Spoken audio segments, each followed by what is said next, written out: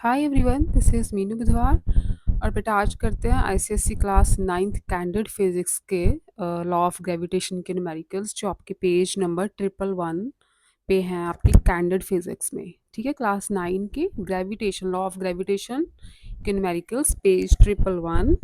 तो स्टार्ट करते हैं। First numerical, first is the gravitational force between two bodies separated by certain distance is 40 Newton. ठीक है, gravitational force मतलब ये फोर्स आपको ग्रेविटेशन फोर्स का फॉर्मूला तो आता ही होगा, G M M over R square. ठीक है, where this is gravitational constant, this is mass of two bodies and R is the distance between them, और दिस इज ग्रेविटेशनल फोर्स। पढ़ा है ना आपने? तो आपको दिया है कि ग्रेविटेशनल फोर्स अगर इसे हम F1 ले लेते हैं, इसे R1 ले लेते हैं क्योंकि डिस्टेंस चेंज किया ना उन्होंने। तो F1 इज 40 न्यूटन, ये आपको गिवन है। What is the force between them if the distance is doubled, मतलब अगर R2 हो जाएगा R1 से डबल, तो यहाँ पे क्या लिखेंगे हम? तो फोर्स निकालनी है ना आपने, तो बाकी तो सेम रखो। R2 स्क्वायर है ना, इसको आप लिखो क्योंकि डिस्टेंस डबल किया है।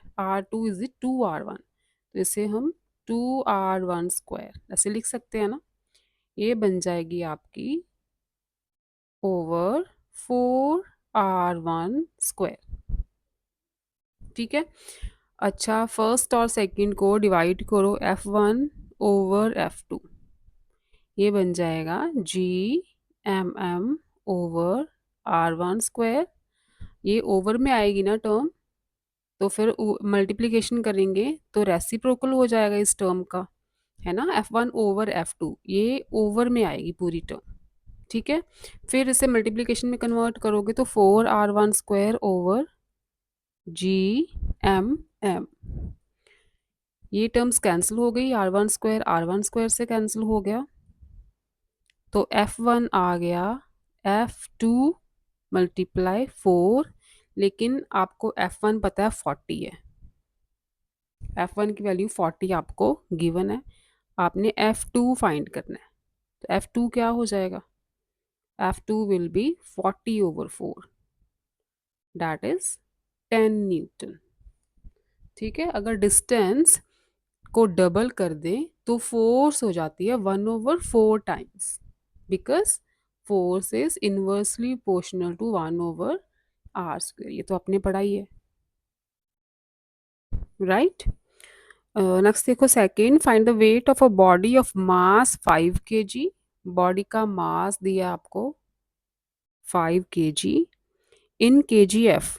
अच्छा, वेट निकालना है in kgf and in SI units. Weight निकालना है kgf में भी और SI यूनिट्स में भी। आपको गिवन है 1 kgf is equal to 9.8 newtons, ये आपको गिवन है। ठीक है, तो पहले तो वेट का फॉर्मूला लगाओ। वेट क्या होता है? mg, पढ़ रखा है ना आपने, mass multiply acceleration due to gravity. तो वेट हो जाएगा 5 मल्टीप्लाई जी की वैल्यू 9.8 होती है, ये आ जाएगा न्यूटन्स में। ठीक है, न्यूटन्स में फाइंड करना है तो 5 8 49 point, that is 49 Newton. Newton में वेट निकालना है तो 49 न्यूटन्स आएगा, लेकिन आपने kgf में भी फाइंड करना है। अच्छा, न्यूटन का वेट क्या है? Weight in newtons is equal to 49 newton. ठीक है, बट वो हमें पता है कि 1 kgf is equal to 9.8 newtons होता है। ठीक है, यहाँ से लिखो 9.8 newtons is equal to 1 kgf। तो आपका जो वेट आया 49 न्यूटन्स, ये कितने kgf होगा फिर? 1/9.8 मल्टीप्लाई 49, ये आ जाएगा आपका kgf में। कन्वर्ट करो इसे, डेसिमल रिमूव करते हैं पहले। तो डेसिमल रिमूव करोगे नीचे 10 आ जाएगा, वो 10 ऊपर जाएगा। तो ये बन गया 10/98 मल्टीप्लाई 49। यहाँ पे कटिंग कर दो, तो ये आ जाएगा आपका 5 kgf। तो kgf में वेट आ गया 5 kgf, न्यूटन में आ गया 49 newtons. Third is weight of the body is 4 newton. Weight given है 4 न्यूटन। वेट क्या होता है? Mass multiply acceleration due to gravity, यही होता है ना वेट का फॉर्मूला mg। तो find its mass if g is 10। Okay, weight 4 है, मास फाइंड करना है, g इज 10, सब कुछ तो गिवन है, वेरी इजी। मास आ जाएगा 4/10, दैट इज 0.4 kg। नेक्स्ट देखो fourth numerical, if the weight of the person is 840 Newton on earth. तो अर्थ पे डब्ल्यू ई लिख देते हैं, ये है 840 Newton's. What is the weight on the moon? Gravitational force on the moon is 1/6 of the earth। अच्छा, weight निकालना है आपने मून पे, तो पहले मास निकालें। वेट ऑन अर्थ, क्योंकि मास जो होता है ना बॉडी का, वो अर्थ पे और मून पे सेम रहता है। ठीक है, मास में कोई इफेक्ट नहीं है, मास अर्थ पे और मून पे सेम रहेगा। वेट चेंज होता है क्योंकि जो मून की ग्रेविटेशनल फोर्स है ना, that is 1/6 of the earth. तो फोर्स ऑफ ग्रेविटेशन चेंज होगी, इसलिए जी की वैल्यू चेंज होगी वहां पे, तो वहां पे वेट चेंज हो जाएगा, मास सेम रहेगा। तो यहाँ पे पहले मास निकालते हैं, mass multiply acceleration due to gravity, ये हो गया 840। ठीक है, ये अर्थ की बात हो रही है। अर्थ पे ग्रेविटेशनल फोर्स कितनी है? 10। ठीक है, इन न्यूमेरिकल्स हम 10 ही लेते हैं। 840, तो मास ऑफ द बॉडी आ गया 840/10, दैट इज 84 kg। ठीक है, अब मास ऑफ बॉडी 84 kg है, right.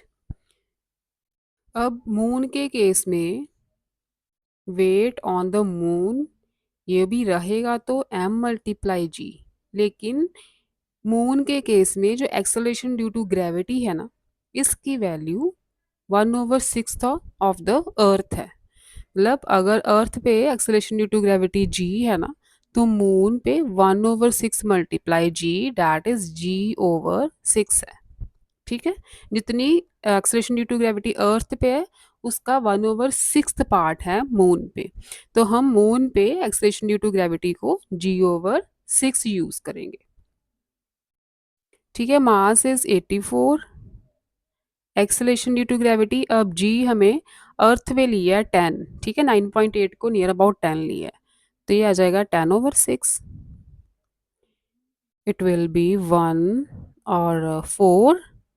Wait on the moon is 140 newtons. Next देखो fifth question, a ball thrown vertically upwards. ठीक है, जब कोई भी चीज़ को हम वर्टिकली अपवर्ड थ्रो करते हैं, तो वो अगेंस्ट ग्रेविटी जाती है ना, नीचे आएगी। अगर कोई कोई भी चीज़ नीचे आती है तो वहाँ पे हम जी लेते हैं पॉजिटिव, लेकिन अगर कोई चीज़ हम ऊपर फेंकते हैं ना, तो ये अर्थ की ग्रेविटी के अपोजिट डायरेक्शन में जा रही है। ठीक है, कोई भी चीज़ आप जब ऊपर फेंकते हो तो ग्रेविटी के अपोजिट डायरेक्शन में जा रही है, तो वहाँ पे हम जी को नेगेटिव लेते हैं। बस ये याद रखना, ऊपर जाएगी कोई भी चीज़ तो जी की वैल्यू नेगेटिव लेंगे, नीचे आएगी ग्रेविटी की तरफ आएगी, ठीक है, टुवर्ड्स ग्रेविटी आएगी, तो वहाँ पे हम जी पॉजिटिव लेंगे। तो fifth question is ball thrown vertically upwards returns in 8 second. तो पहले तो बॉल ऊपर गई, इसे 4 सेकेंड ऊपर जाते लगे, फिर नीचे आई 4 सेकेंड्स नीचे आते लगे, तो टोटल टाइम लगा इसका 8 सेकेंड्स, क्योंकि रिटर्न टाइम दिया है ना, returns in 8 seconds. Calculate the initial velocity of the ball, मतलब किस वेलोसिटी से हमने बॉल को ऊपर फेंका है, वो आपने निकालनी है, इनिशियल वेलोसिटी। ठीक है, फाइनल वेलोसिटी होगी नीचे आने की, लेकिन इनिशियल वेलोसिटी जिस वेलोसिटी से हमने बॉल को ऊपर भेजा है वो आपको फाइंड करनी है। अच्छा, आपने न्यूटन की इक्वेशंस तो पढ़ी है ना, उसमें एक इक्वेशन थी v is equal to u plus a t. ठीक है, यहाँ पे लिख लेना according to newton's equations, according to newton's लिख लो। इक्वेशन ऑफ मोशंस पढ़ी है ना, ठीक है। v is equal to u plus a t. हमने क्या निकालना है, इनिशियल वेलोसिटी निकालनी है। देखो, जब कोई भी चीज़ हम ऊपर फेंकते हैं ना, तो इस पॉइंट पे आके मैक्सिमम हाइट पे आके उसी बॉल की वेलोसिटी हो जाएगी ज़ीरो। ठीक है, यहाँ पे रुकती है ना बॉल, तो बिल्कुल मैक्सिमम हाइट पे वेलोसिटी हो जाती है ज़ीरो। मतलब फाइनल वेलोसिटी इसकी हो जाएगी ज़ीरो। किसी ना किसी वेलोसिटी से हमने तो फेंकी है बॉल, ठीक है, हमने तो वेलोसिटी दी है बॉल को, लेकिन जब मैक्सिमम हाइट पे जाके नीचे आती है ना, तो इस पॉइंट पे फाइनल वेलोसिटी हो जाती है ज़ीरो। तो बाद में अर्थ की जो ग्रेविटी है वो उसे बॉल को खींच लेती है, वो देती है वेलोसिटी। ठीक है, आपने बस ये याद रखना है कि मैक्सिमम हाइट पे final velocity of the ball will be zero. यहाँ पे अब बॉल आके रुकेगी तभी तो नीचे आएगी, तो जब रुक जाती है वहाँ पे वेलोसिटी हो जाएगी ज़ीरो। ठीक है, at maximum height v is equal to zero. ठीक है, तो पुट करो, आपने इनिशियल वेलोसिटी निकालनी है। यहाँ पे एक्सेलरेशन क्या यूज़ होगी, बॉल को ऊपर फेंका जा रहा है, तो here acceleration due to gravity is minus ji.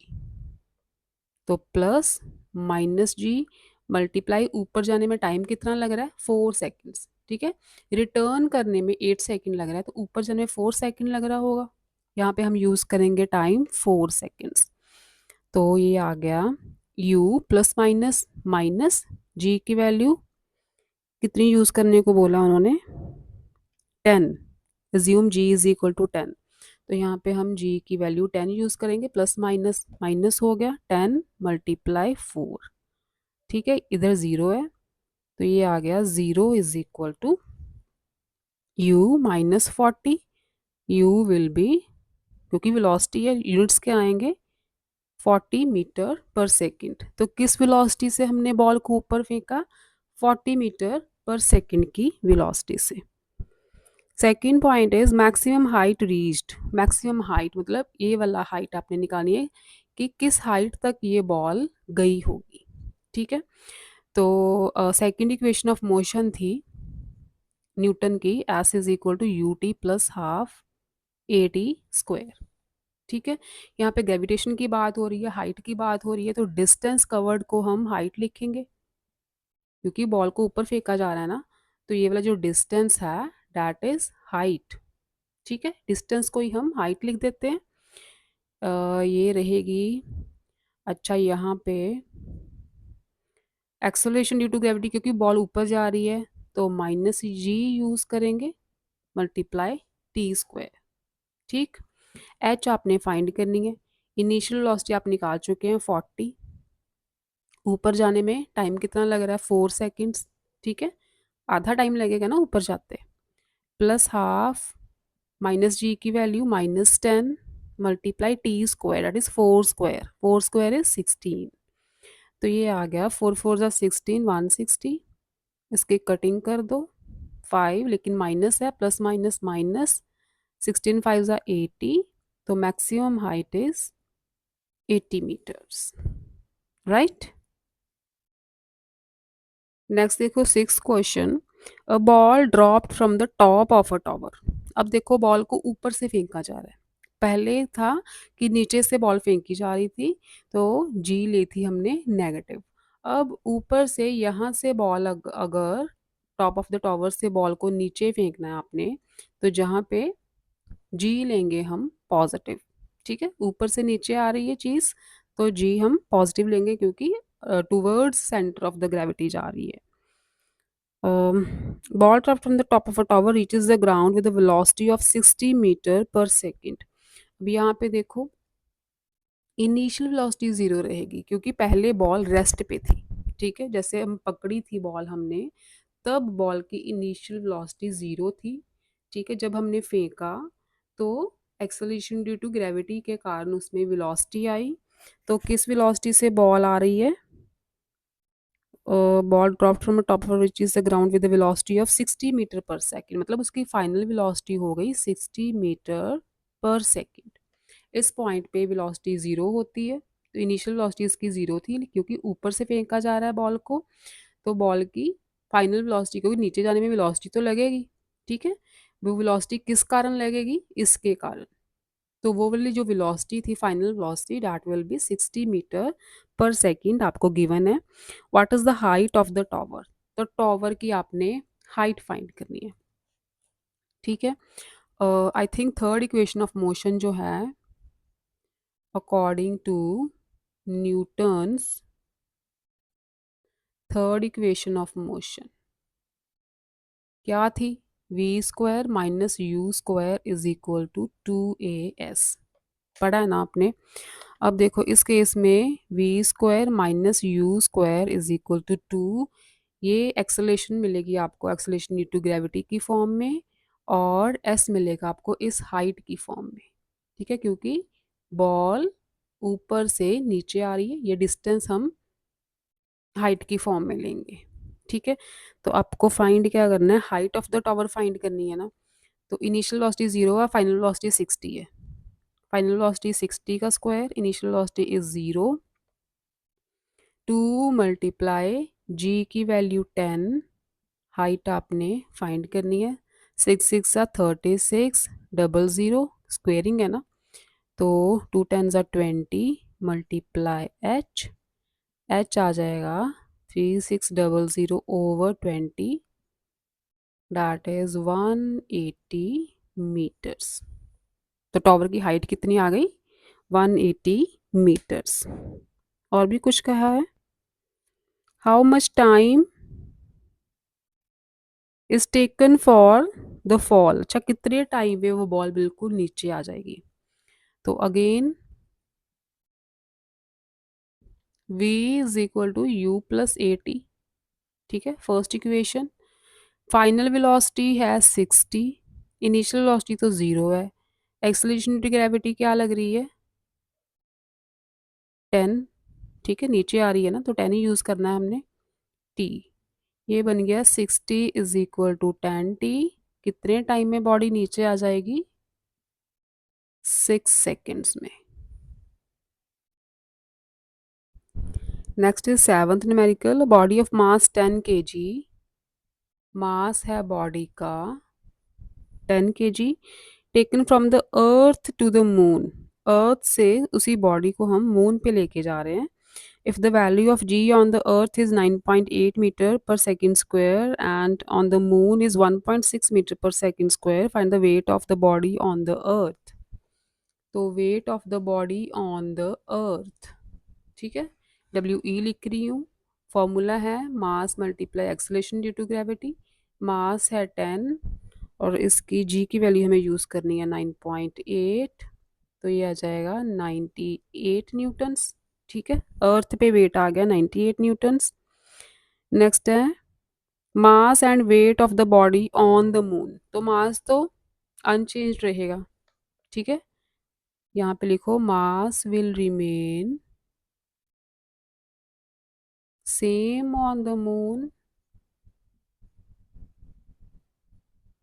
That is 10 kg। मास में कोई चेंज नहीं आता, वेट में चेंज आता है। Weight on the moon is m multiply, यहाँ पे acceleration due to gravity earth की यूज़ की है, यहाँ पे मून की यूज़ करेंगे, तो मास कितना है 10, ठीक है। जी ई मतलब acceleration due to gravity on the earth, g m मतलब acceleration due to gravity on the moon. तो आपको मून पे इसकी वैल्यू दी है 1.6, राइट, तो वेट हो जाएगा 16 न्यूटन ऑन द मून। अर्थ पे 98 न्यूटन था, मून पे हो गया 16 Newton. Last is eighth numerical, the gravitational force between the two objects is 20 Newton. Gravitational force given है 20 newtons when the distance between them is reduced to half, what is the new force? अच्छा, F1 आपको given है 20 Newton's. Formula लगाओ Gmm over R square, यहाँ पे R1 लिख देते हैं। तो in second case again when distance को हाफ करो, यहाँ पे लिखो R2 is equal to R1 over 2। ठीक है, फर्स्ट वाले डिस्टेंस का हाफ कर दिया, तो यहाँ पे R2 स्क्वायर, R2 की प्लेस पे लिखो R1 ओवर 2, क्योंकि डिस्टेंस को कर दिया है हाफ। ये आ जाएगा, ऊपर जाएगा 4 और नीचे रहेगा R1 स्क्वायर। दोनों को डिवाइड करते हैं, F1 ओवर F2 क्या आएगा? Gmm over R1 square. Divide करेंगे इस टर्म को, तो R1 स्क्वायर जाएगा ऊपर, जब हम मल्टीप्लिकेशन में लेके आएंगे तो 4 multiply Gmm, where small m and capital M are the masses of the different bodies. R1 square से कैंसिल, Gmm कैंसिल। ये आ गया आपको F1 over F2 is equal to 1 over 4। ठीक है, क्रॉस मल्टीप्लाई करो, this implies 4 multiply F1 is equal to F2।